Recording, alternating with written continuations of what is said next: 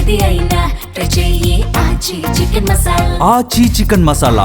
పక్క ఇండస్ట్రీస్లో రఫ్ఫాడిస్తున్న ధనుష్ సొంత ఇండస్ట్రీలో మాత్రం ఎందుకో వెనకబడిపోతున్నారు. సాలిడ్ హిట్ కోసం కొన్నేళ్లుగా వేచి చూస్తున్నారు ఈయన.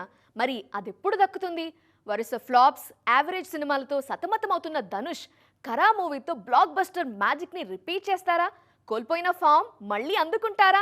గత 3 ఏళ్లలో తెలుగులో సార్, కుబేరా లాంటి హిట్స్ అందుకున్నారు ధనుష్. అలానే హిందీలో తేరే ఇష్క్ మే అంటూ అదరగొట్టారు. కానీ సొంత ఇండస్ట్రీలో తమిళ్లో మాత్రం టైం ఏమాత్రం కలిసి రావట్లేదు.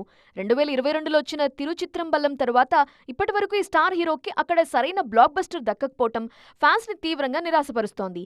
ఆ మధ్య అన్నయ్య సెల్వరాఘవన్తో చేసిన నానే వరువాన్ డిజాస్టర్ కాగా, భారీ అంచనాలతో వచ్చిన కెప్టెన్ మిల్లర్ కూడా బాక్సాఫీస్ దగ్గర బోల్తా కొట్టింది. ఇక సొంత డైరెక్షన్ లో తెరకెక్కిన రాయన్, ఇడ్లీ కడాయి సినిమాలు కూడా ఒక మోస్తరుగానే ఆడాయి. కానీ ధనుష్ కోరుకున్న బ్లాక్ బస్టర్స్ అయితే కాదు. సొంత గడ్డపై సరైన హిట్ కోసం వేచి చూస్తున్న ధనుష్ ఏప్రిల్ 30న విఘ్నేష్ రాజా తెరకెక్కించిన కరా సినిమాతో వస్తున్నారు.